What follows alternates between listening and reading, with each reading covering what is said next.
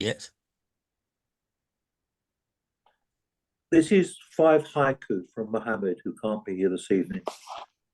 In a pleasant dream, I deny reality, then autumn soothes me. What is the whole world beyond the reach of thinkers? Orange leaves fall in. The sun will rise soon, rays of light end in summer, wet boughs start to dry.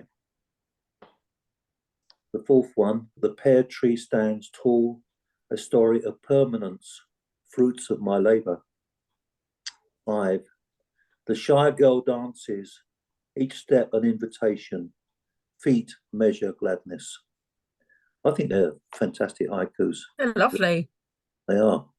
Mm. They are. They're done by Mohammed, Heather, just explaining to the group. Okay. Jim's listening in. He's got a technical problem, but he's listening in, so that's nice. So if we could start with Vivian, if you're ready, Vivian. Oh, okay. Okay, I wasn't expecting to be first. Okay, I've got 3 poems. The first one I've got was inspired by visiting my dad's grave a couple of months ago. And while I was sort of looking at my dad's grave, I was noticing some of the other gravestones around it, and just sort of got me thinking a bit. And this poem was the result of that. I called it A Grave Matter.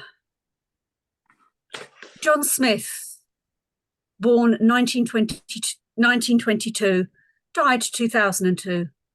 Father, brother, granddad much missed. Susan Collins, born July 14th, 2021, died 26th of August, 2021. How could a child in this day and age die so young? The parents must have been devastated. You can never get over the death of a child. Tom Halliday, born 1895, killed in action 1916. An obvious war casualty from over 100 years ago. His mother would have kissed him goodbye, yet he still had someone who cared today. Some flowers lay on his grave. Family descendant, perhaps. Jenny Pearson, born 1952, died of a broken heart 2021. That pulls at the emotional strings. A lost love, a husband now departed from this world, who knows? She couldn't face life without him, so went into decline herself. Death, the only reasonable solution. Whole family graves, died in an accident all at once. Generations wiped out at a stroke. Devastation once more to those left behind. People dying through illness, emotional pain, accident or war. The cause of death doesn't matter. Someone always cared once upon a time. Okay, that's the first one.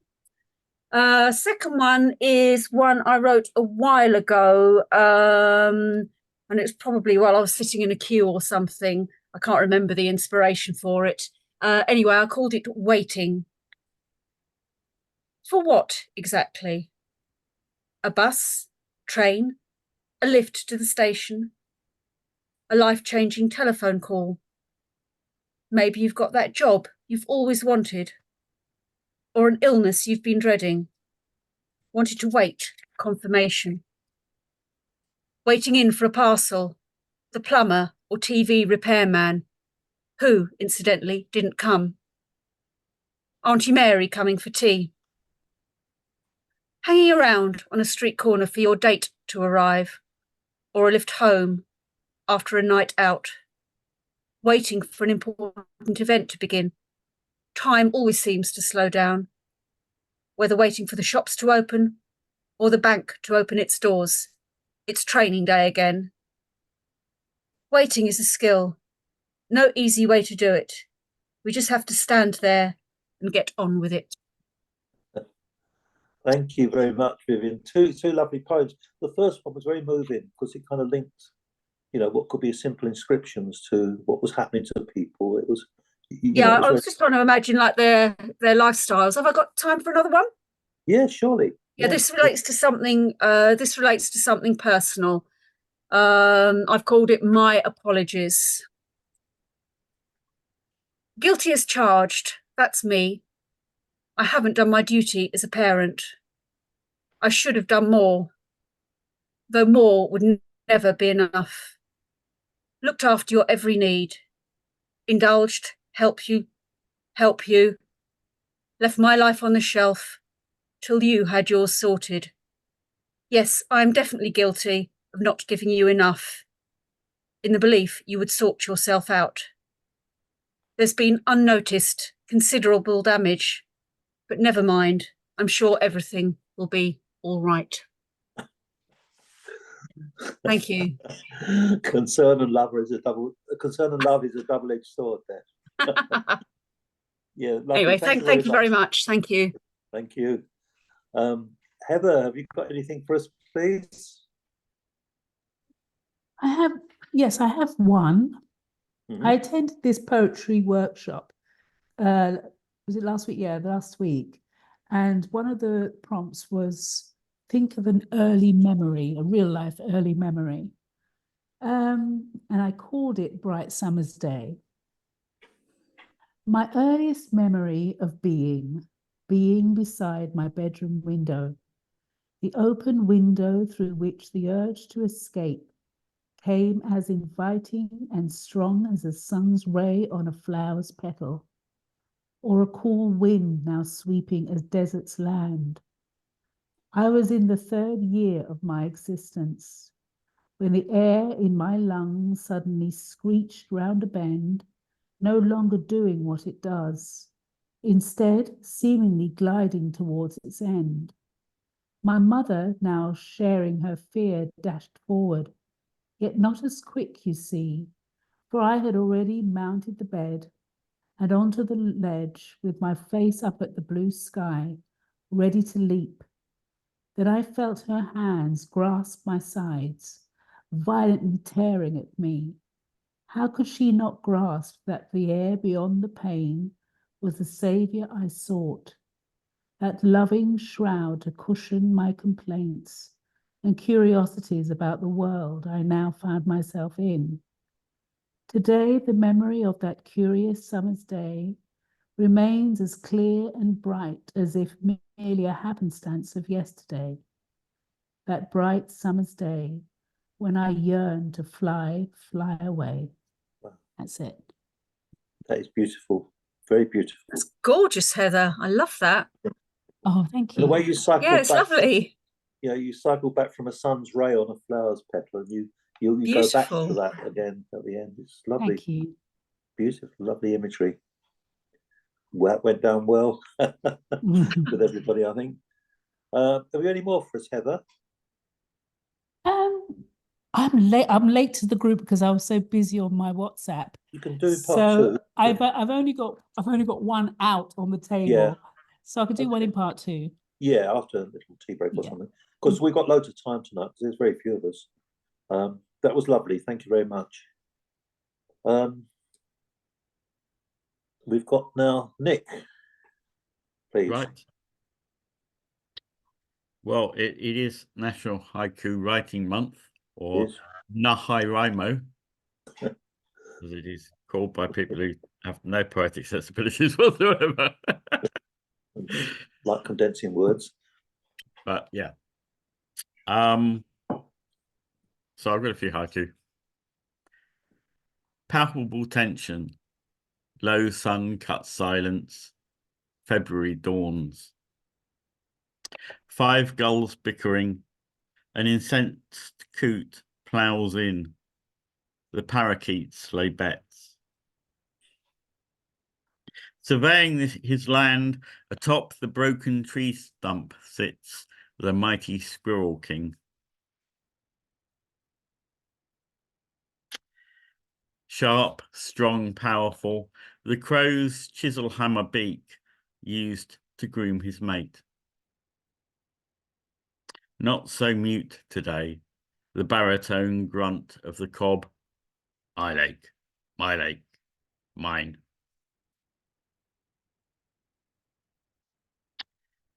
I moved to get it when a dog owner dropped the ball, but it wasn't my job. I have got your back.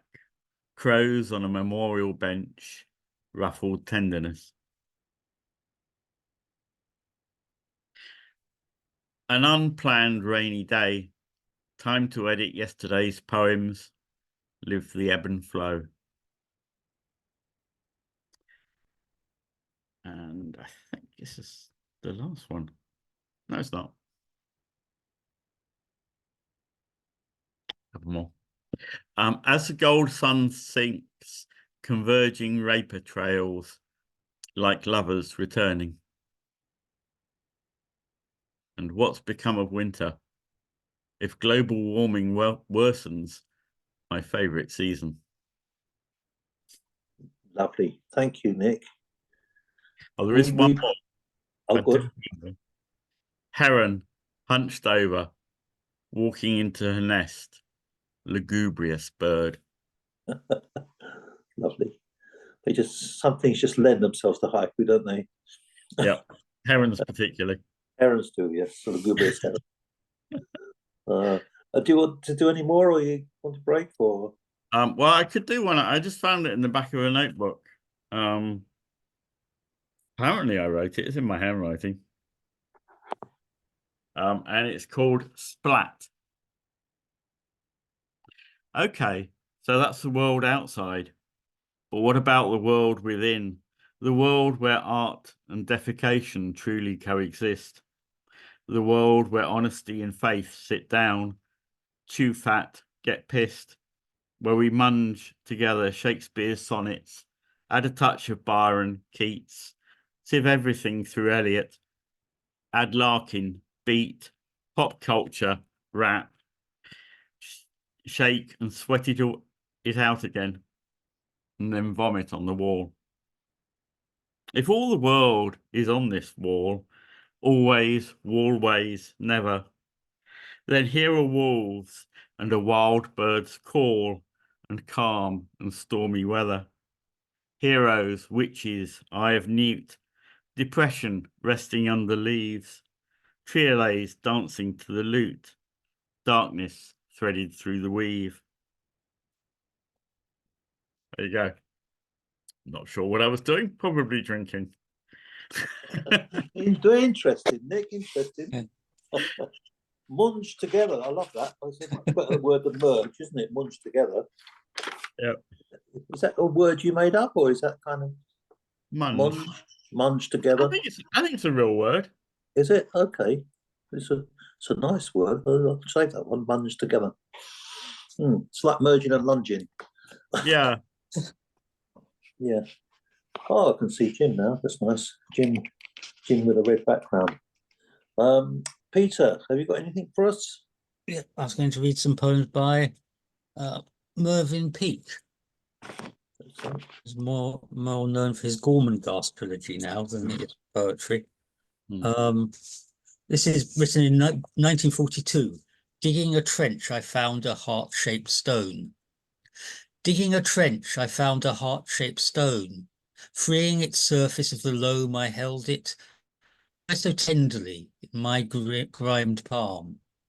I let the army shovel fall away and held the heavy heart-shaped stone within a cup I formed between my working hands, as though it were a wounded bird whose breast throbbed delicately against my fingertips. And it grew heavier and heavier until it had become your heart and mine, fused in a fierce embrace of solid stone.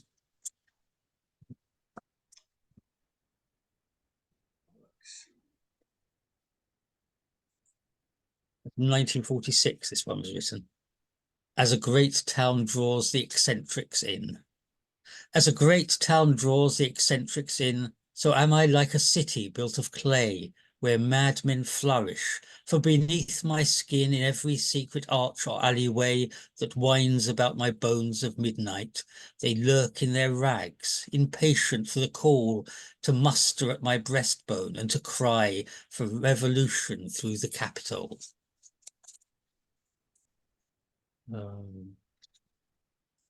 What is that noise in the shaking trees? What is that noise in the shaking trees behind my shoulder blades? It is cold, it is close, it is loud. What is that sound? It is the noise of the sea and the leaves of the trees that you hear. And what is that sound in the crowding waves before my eyes, a field away, yet loud? What is that sound? It is the sound of the leaves in the foliage sea that you hear. For the sound of the sea is the noise of the woods tonight, and the noise of the leaves is the sound of the crowding waves. And it is a night when nature arises and grieves, not knowing herself or what she is or why. It is water among huge branches tossing. It is a dangerous tide in the branches massing. It is the noise of the waves through foliage passing. And finally, Victoria Station, 6:58 p.m. Sudden, beneath the pendant clock arose out of the drab and artificial ground a horse with wings of scarlet and pale flowers glimmered upon his forehead, while around his neck and mane like wreaths of incense streamed young hosts of stars. And as his eyes burned proud, the men with black umbrellas stood and stared, and nudged each other, and then laughed aloud. That's from Mervyn Peake. And a very good poet. Lovely rhythm to it, isn't it? It's beautiful. Yes. I particularly like the one of the rhythm of the sea, and it's almost kind of could hear the waves and the motions. Very beautiful. Thank you. I'm going to do a very short poem first by Edward Thomas, which kind of sums up the time of year, I suppose, in a way, if I can find it. Oh, here we are. It's still a bit cold up here in Yorkshire, so this one's called Thor. Not the god, but T-H-A-W, Thor. Thor by Edward Thomas. Over a land freckled with snow half thawed, the speculating rooks at their nests cawed, and saw from elm tops, delicate as flowers of brass, what we below could not see, winter pass. That's quite a little poem. Nice. This poem was written by a dear friend of mine who was born the same year as me, Mary Champion, and she wrote it for my birthday and her birthday because, as we say, she hasn't had hers yet this year. She's only a young thing. Her birthday's not till June, so mine was January. So it's called A Shared Birthday Year Poem by Mary Champion. We arrived unheralded in 1944. The world was distracted by the tragedy of war, but the tide had started turning, and before the age of 2, peace had broken out at last. And slowly, as we grew, the world built back better. We gained a welfare state, new towns, new social housing, intending to create prosperity and justice for every citizen. A dream we'd never have to fight such an awful war again. Stuff was still on ration and many faults remained, but things were getting better and progress slowly gained. A world of opportunities was handed to us then, free further education to women and for men. By the time that we were 30, our country had become more equal than some others, though still unfair to some. But then it all went pear-shaped as the neocons emerged. We somehow stopped believing we could build a better world. Ours was a generation that dared to hope and dream, then abandoned our great nation to a Thatcherite regime. And she's put a little proscript on the end, but George and I are still here and fighting our corner. Boom, boom. I'll just do one of my older poems. This is about something in a car boot sale in Suffolk. It's called The Green Man. The Green Man. On a car boot stall near Saxmundham, in an arable field in arable Sussex, lay in a twisted tree root an old bearded man. 2 quid, said the seller. Done, said I. You told me I had been, and he was ugly. I felt the strange apotropaic thought that it was best not to upset him, for who knows what the carver had invested in him. With a surprise, who knows what the carver had invested him with? A surprise visit on a winter solstice, a bumper harvest of apples, some descriptive word written on a wall to inspire a poem, tantamount to paganism, you say, but know what? I don't care. I'm just surprised at the speed of my attachment to my relic, perhaps reliquary. He won't be going to any further junk stores in my lifetime. Has the Green Man already cast his spell? Anyway, that's it. Right. Cup of tea time. Well, we're very early, but we can have an early cup of tea, can't we? Yeah, I find I've got two. Okay, I've got two. I had to choose them off the cuff because I wasn't expecting to stay for the second half. But I've got two here. So first one is called Accidents. Royalty got where it is today because of accidents. Heirs removed, killed, hidden away for others to get power. If there'd been smooth transition between kings and queens, who knows where we would be now? Medieval times saw much fighting many times over, with varied results. Kings who weren't meant to be, placed upon the throne, unsuited or unready for the job. The royal line has never gone for very long. An abdication in recent times was another kink in the bloodline. But history is not smooth or ordered. Our monarchy has had many traumas, yet we proudly soldier on. Long may it continue, for monarchy still has its place. Okay. My second one is one of my favourite poems, and it sort of prompted George talking about love poems. It's Elizabeth Barrett Browning's sonnet, How Do I Love Thee? And I think it's just about my favourite poem. How do I love thee? Let me count the ways. I love thee to the depth and breadth and height my soul can reach when feeling out of sight. For the ends of being and ideal grace, I love thee to the level of every day's most quiet need, by sun and candlelight. I love thee freely as men strive for right. I love thee purely as they turn from praise. I love thee with the passion put to use in my old griefs and with my childhood's faith. I love thee with a love I seem to lose with my lost saints. I love thee with the breath, smiles, tears of all my life. And if God choose, I shall but love thee better after death. Thank you. It's a beautiful poem, yeah. Thank you. If only royalty would follow that kind of Yeah, I could hear it actually. Can you hear me quite clearly? Yeah, absolutely. Yes, I'm hearing you a yeah, little we bit better can. than Yeah. before. Oh, A little good. better than before. And how does that kind of reflect to how you're feeling about reading? Does that kind of relate to that, or? No, I still don't want to read actually at the moment. I'm still fine, bothered Jim. about whether or not this is going to last too long, this volume. Okay, no pressure. All right. So your voice is very quiet. Is it? My daughter says I shout a lot. She thinks I'm going deaf. Yeah. Everybody else's voice seems louder, but yeah, carry on. I can come nearer. Hang on a minute. But he's up in Yorkshire. That's why it's so far away. Yeah, it's a long way up here, and the air's colder. It's about the same. Carry on talking. Right. Okay, thanks, Jim. Heather, are you got more for us, please? You're still muted. That's it. I only have one of my own here. Okay.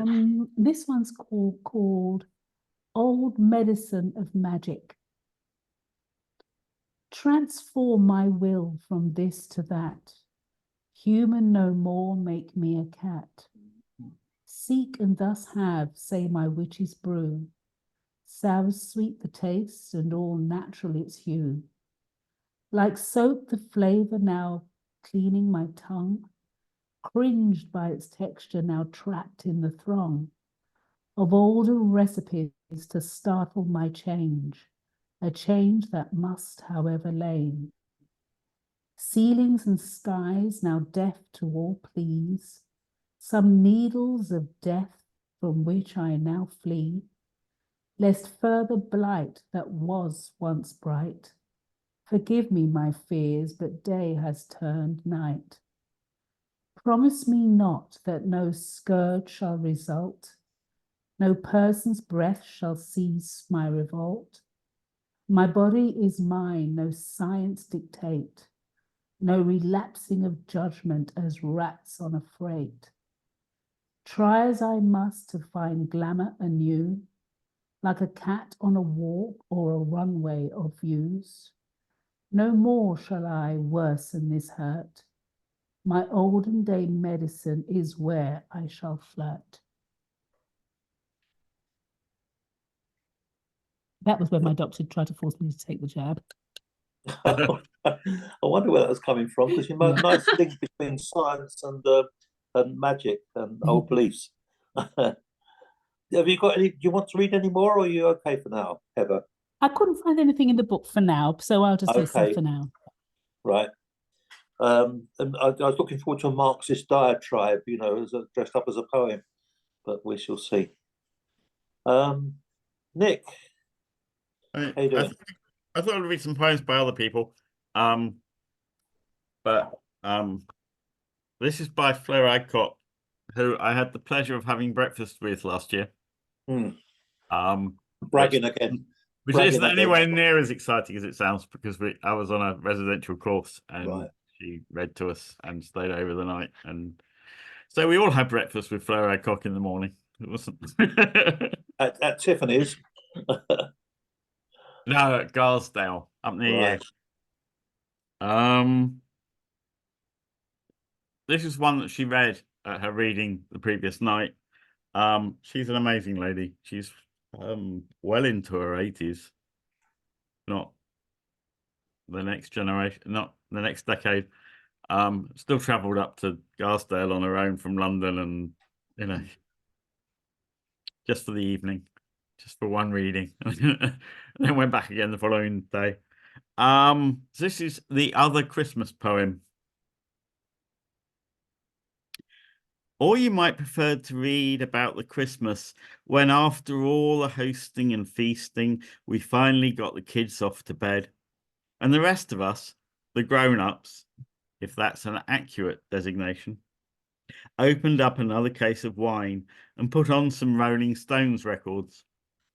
I think it was Ruth, a friend of a friend, who found the room a bit overheated and made the decision to take her top off. Something, it seemed, she was given to doing at the slightest provocation. Her husband greeted this with tolerance, and before too long had removed his shirt. Several other people shed theirs. One of the women undid her dress with a vaguely absent-minded air. The dancing hotted up. Ruth took off her bra. Someone stepped casually out of his trousers. You can see the way this is going.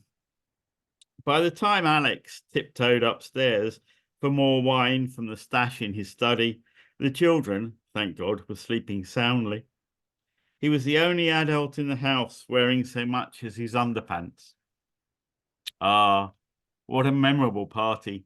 We'd reminisce on the years that followed, thinking of the camaraderie and of how our necks had been stiff with the strain of never looking below anyone's waist. It was lovely. Oh, just as a matter of interest, Nick, do these pictures actually show? They show it's a mirror, it's a mirror image, isn't it? It's not you as you are, because I'm holding up a right hand and it looks like a left hand. Is it showing a picture of yourself as seen in the mirror? Have you noticed? Yeah, that's my right hand. Yeah. Oh, yeah, that's your right hand. Yeah, that's my right hand. Yeah, I think it's this is my right hand, and it's showing Yeah. as a left. Yeah, I know. It's I showing know it me does. as a right hand. Yes. Right. Interestingly. Yours is the same. You were showing your left hand, were you? And it's coming out as right. No, That's this, your this left is hand, my, isn't it? this is my right hand. Heather, that's your left hand. It's my right hand. It No, says- right. See, That's my right hand. That looks like my right hand to you. But It in does. fact, it is. Oh, that is my right hand. Sorry. It looks like my left hand on the screen. Right. On the screen, it looks like a left hand.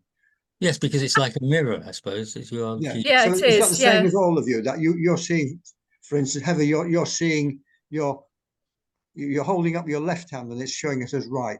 No, I'm holding No, up my, showing up that's right- my right hand. Right hand. That's your right hand, is it? Right hand. Yeah. Everybody's showing up holding up their. Well, mine's It's coming like out being as- at school. Yeah, mine's different. Mine's the only one that's sort of showing a right hand. Yeah, it shows So that is my you. right hand, but it's coming out as a left hand. Yeah, it does the same to me. So everyone else, I've been seeing your right hands, but mine is my left hand. Or to me, it looks like my left hand. It's a right hand, It's Nick. showing It's me your right it. hand. Yeah, it's your right hand. But It's your right hand, Nick. your right hand is on that side. Yeah. Mine's on the other side. Well, it's a Yes, good it's way of odd, isn't making it? up time for That's my having left to- hand. Oh, Why should mine be different? You know, George, I think I've got my haiku prompt. Oh, very good.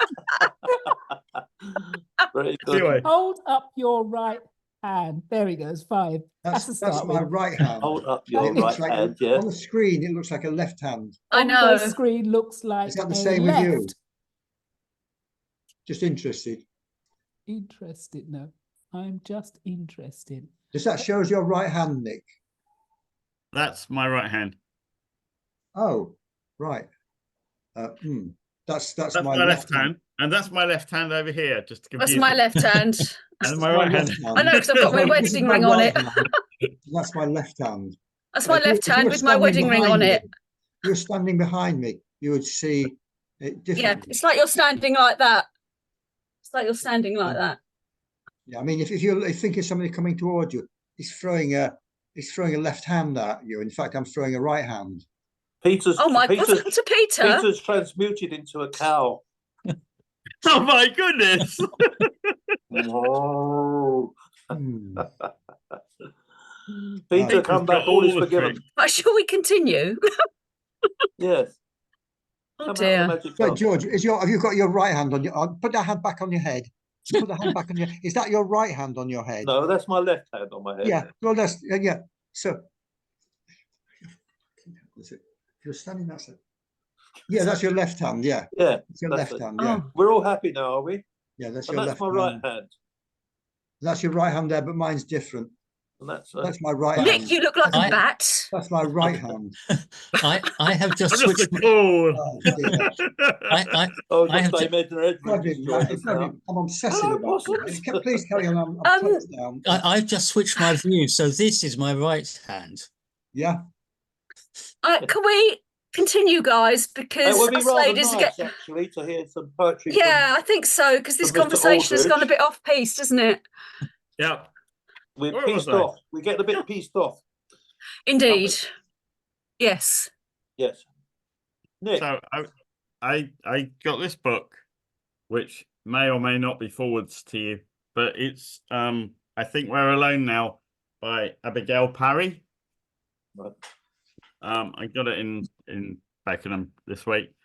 And this is the title poem, I Think We're Alone Now. It's stuck in there, the thought, running just as fast as we can, holding on to one another's hand. It's wound up really tight, trying to get away into the night. 2 minutes only to complete its unicursal, not quite circuit. And then you put your arms around me, the loop where you and I play out, those stubborn gestures on repeat. And we tumble to the ground. The crickets bleat their string quartet. The synth does its forever bit. And then you say, I think we're alone now. With a little bit of help from the Easy Beats, obviously, on the lyrics. I think it's Easy Beats. One of those bands. One of them Sorry, is 60s that groups. a song? Yep. Because I see, oh, I thought, It's leave me Tiffany. alone now. Tiffany did a cover of it. Yeah. Oh, yeah, I know it now. Yeah. Yeah. One of the reasons I love Abigail Parry is that she's in this book, which is 154, 154 poems by 154 contemporary poets in response to Shakespeare's 154 sonnets. And I'm in it as well, and some other people that I know also in it. But this is the one that she wrote in here, which is just amazing. It's a reply to sonnet number 18, which you'll know when you hear her version of it. Shakespeare in Space by Abigail Parry. Shall I compare thee to the Milky Way? Thou art more restless and disorderly. A raging ball of gas at least obeys the laws of thermal flux and entropy. Tornadoes tore across the face of Mars, the lava pits of Venus roil and shriek. The sun erupts in white-hot solar flares, but you make a nebula look meek. Black holes and supernovas tend to sit in orbits more or less predictable, but Newton could not brag that you submit to one scintilla of his principles. But my little quark, so charmed and strange, there's not one atom of you I would change.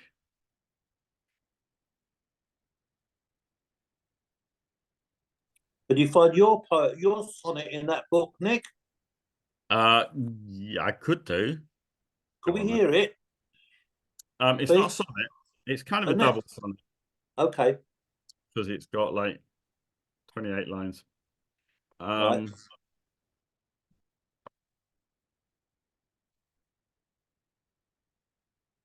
So I've got to find me first. If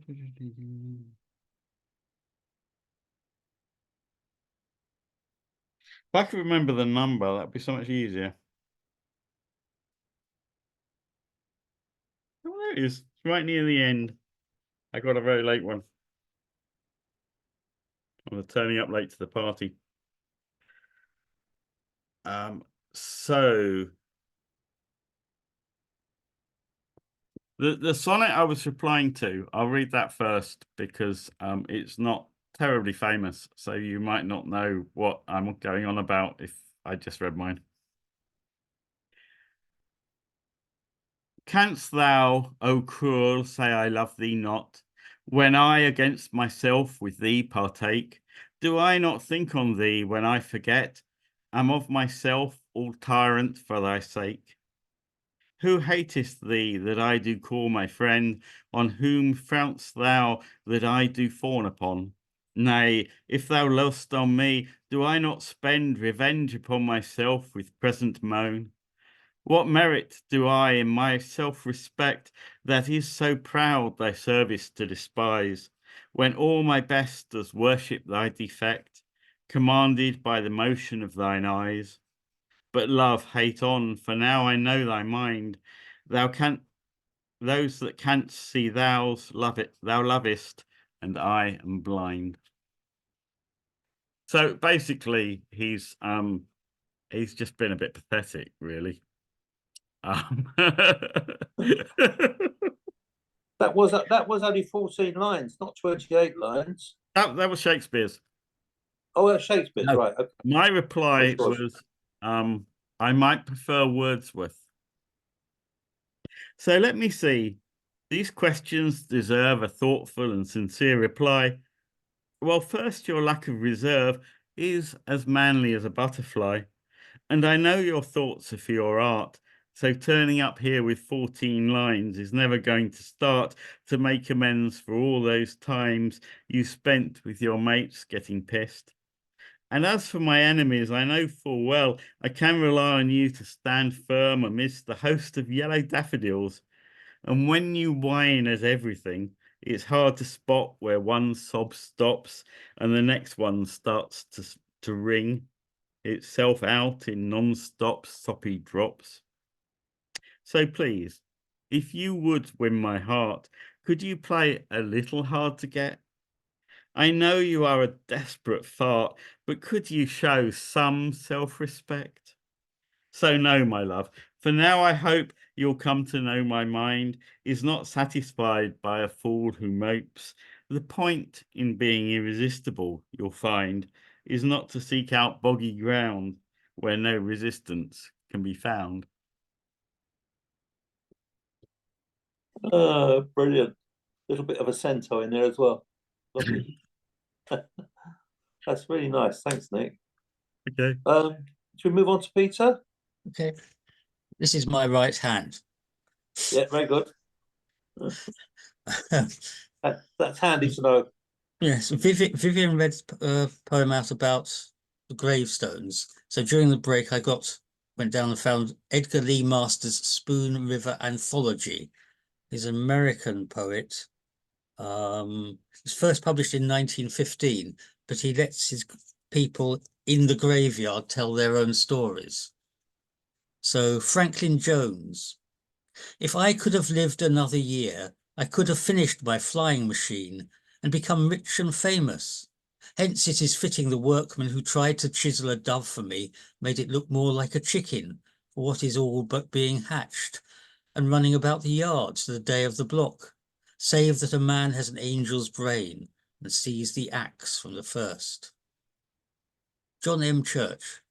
I was attorney for the Q and the indemnity company which insured the owners of the mine.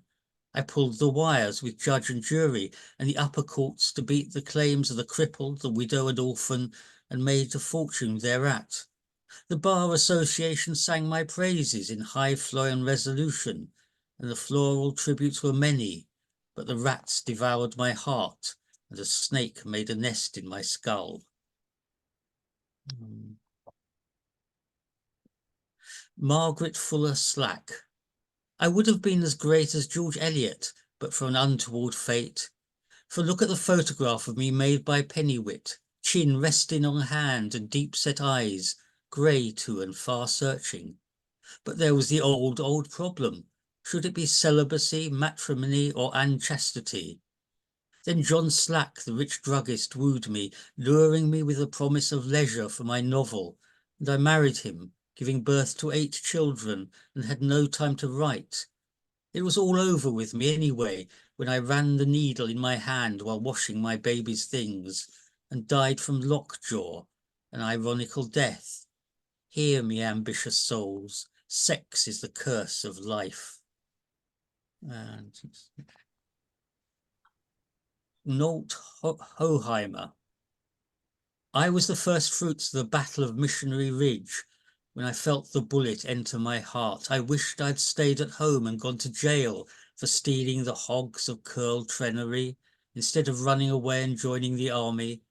Rather 1,000 times the county jail than to lie under this marble figure with wings and this granite pedestal bearing the words Pro Patria. What do they mean anyway? And just one more. Willie Metcalf. I was Willie Metcalf. They used to call me Dr. Myers because they said I looked like him, and he was my father, according to Jack Maguire. I lived in the livery stable, sleeping on the floor, side by side with Roger Borham's bulldog, or sometimes in a stall. I could crawl between the legs of the wildest horses without getting kicked. We knew each other. On spring days, I tramped through the country to get the feeling, which I sometimes lost, that I was not a separate thing from the earth. I used to lose myself, as if in sleep, by lying with eyes half open in the woods. Sometimes I talked with animals, even toads and snakes, anything that had an eye to look into. Once I saw a stone in the sunshine trying to turn into jelly. In April days in this cemetery, the dead people gathered all about me and grew still, like a congregation in silent prayer. I never knew whether I was a part of the earth with flowers growing in me, or whether I walked. Now I know. Excellent. Yeah. Amazing poems. Thank you, Peter. They are, yes. They are incredible. I'm going to read. These aren't. This is, you know, this book on the Penguin Book of Love Poetry. This poem is not exactly about love. Well, it is in a way, but anyway, it's by Federico Garcia Lorca, and it's translated from the Spanish by A.L. Lloyd. The faithless wife. And believing she was a maid, I took her to the river, but already she was married. It was almost by agreement upon St. James's night. The street lamps went out and the crickets lit up. On the very last corner, I touched her sleeping breasts, and like bouquets of hyacinth, they opened up at once to my caress. The starch of her petticoat was sounding in my ears, like a piece of silk that is rent by 10 knives. Without light on the treetops, the trees have grown huge, and far from the river barks an horizon of dogs. The brambles were past, the reeds and the firs. Beneath the bun of her hair, I made a hollow in the earth. I took off my tie, she took off her dress. I, my revolver belt. She, her 4 bodices.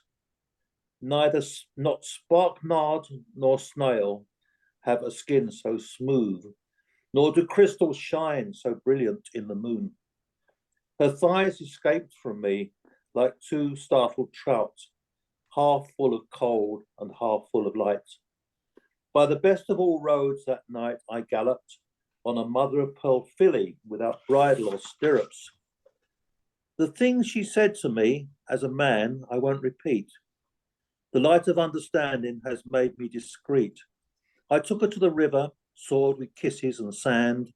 The swords of the lilies fought with the wind. A genuine gypsy, I behaved as is proper, and gave her a large workbox of straw-coloured satin. And I wished not to love her, for though she was married, she said she was a maiden when I took her by the river.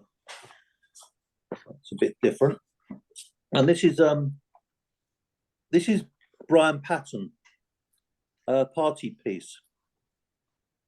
He said, let's stay here now this place is emptied and make gentle pornography with one another while the partygoers go out and the dawn creeps in like a stranger. Let us not hesitate over what we know or over how cold this place has become, but let's unclip our minds and let's tumble free the mad, mangled crocodile of love. So they did. They among the woodbines and Guinness stains, and later he caught a bus and she a train, and all there was between them then was rain. Oh. And this one here is, I go to this writing group in Morecambe, and we were given a subject to write on. Oh, where's it gone? Sorry, it's around somewhere. I'm doing a TED now, trying to find the poems. Is it there? Oh yeah, got it. The subject was honour, Honour. There was a time when wars were fought with some idea of chivalry, a time to defend one's home and hearth and not to bend the knee. Though for the frontline peasants ordered from the land, they had no choice but to go and join and fight in their master's band, to charge against high ramparts, some falling to the arrows, and after all the carnage, their bodies were piled in barrows. After the battle, the conflict passed, the lords and the barons muttered, we fought with honour for the Lord, and then grateful prayers were uttered. Centuries passed, as did wars, with ever more ways of killing, and still there was conscription to recruit all those unwilling. Shelling and gas and trenches made vast burial grounds, and officers would encourage their men to face the enemy's rounds. And after too many years of this, with forces now depleted, the honours they were handed round, the conflict now seen as completed. Right, that's it. So, Does anyone want to do any more? We're still early, but No, I'm going to shoot I'm off posted now, out. if that's all right, George. Yeah, lovely to see you, Vivian. I'm going to Thanks for shoot all your off work. now. All right. Yeah. So I'll see Bye, you all Vivian. sometime Bye. very soon. Bye. Yeah, I'm beginning to hear bye. the voices more Oh. clearly, actually. All right. Take care Oh, now. good. Bye. That's good, Bye. Jim. Yeah. Bye. Okay. Yeah, bye. I can hear clearly.